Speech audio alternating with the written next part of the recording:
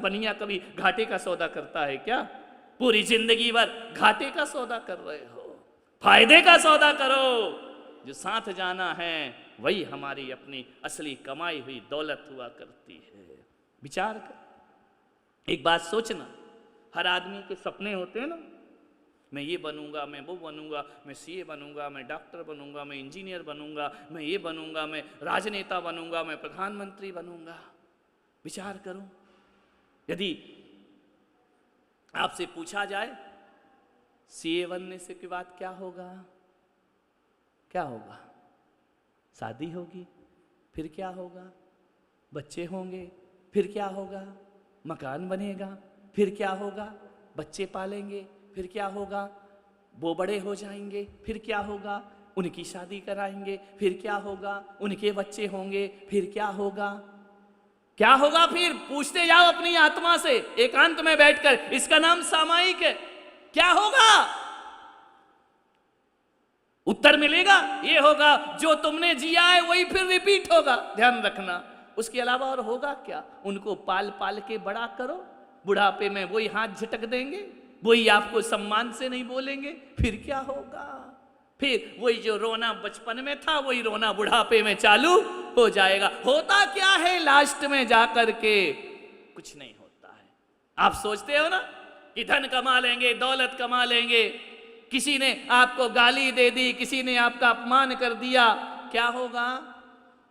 क्या करोगे? कुछ होने वाला है क्या? कुछ भी नहीं होने वाला है। अपने मन से पूछना कि उसने मेरा अपमान किया, मैं बदला ले लूंगा, फिर क्या होगा? मैं खुश हो जाऊंगा, फिर क्या होगा? क्या होगा बोलो? आपको दुनिया की सब चीजें मिल जाएं, फिर क्या होगा? बोलो, क्या होगा? उत्तर दो ना। सब कुछ मिल जाए, जैसा जीवन आप चाहते हैं पूरा वैसा ही मिल जाए, फिर क्या होगा? क्या होगा? फिर शांति से जिएंगे, फिर क्या होगा? फिर लास्ट में उत्तर आएगा, फिर क्या होगा? कुछ नहीं होगा। लास्ट में क्या उत्तर मिलेगा? लास्ट में क्या आंसर आएगा आपके पास?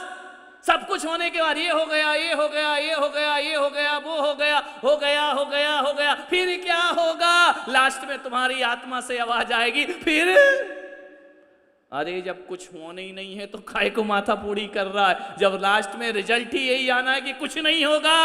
अब कुछ नहीं होगा तो कुछ नहीं होने के लिए इतना क्यों करते जा रहा अपनी जिंदगी में, जब कुछ होना ही नहीं है? ध्यान रखना, फिर दुनिया से हमें विदा हो जाना है। ऐसे भगवान का पावन चरित्र, भगवान के पावन गुण, जिन्हें हम यहां बैठ करके अर्घ्य चढ़ा रहे हैं, यह भावना लेकर के जाएं।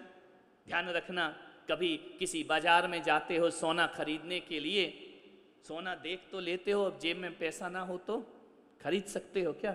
देख के आ जाओगे।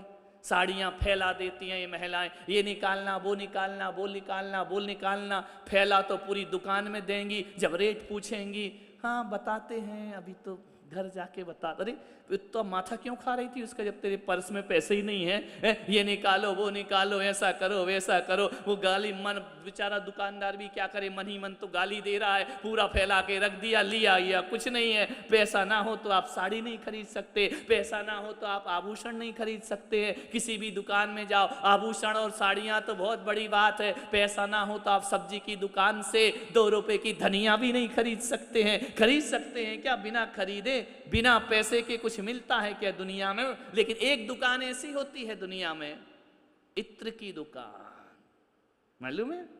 बिना खरीदे भी उस दुकान पे खड़े हो जाओ तो क्या मिलती है?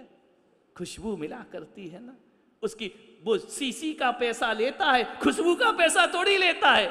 इत्र की दुकान में चले जाओ, बिना खरीदे भी माल मिल जाया करता है। विचार करिए, इत्र को इंग्लिश में क्या बोलते हैं?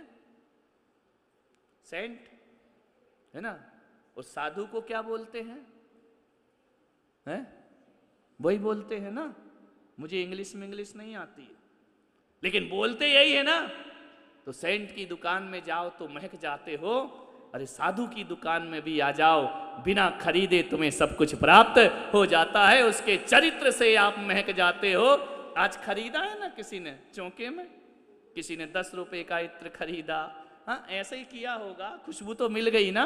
4 महीने का त्याग, 1 महीने का त्याग, 15 दिन का त्याग, 2 महीने का त्याग, 10 दिन की छूट, इतने दिन की छूट मुफ्त में मिला है ना। ध्यान रखिए, संतों के चरणों में बैठकर आचरण फ्री में प्राप्त हो जाता है। और एक बात और याद रखना, फूल बिखर जाते हैं, इत्र बना रहता है, और आदमी चले जाते हैं, चरित्र बना रहता है। जीवन में चरित्र हमारा ऐसा होना चाहिए, हमारे चरित्र में इत्र की खुशबू होना चाहिए। ध्यान रखना, वह व्यवहार अच्छा होगा।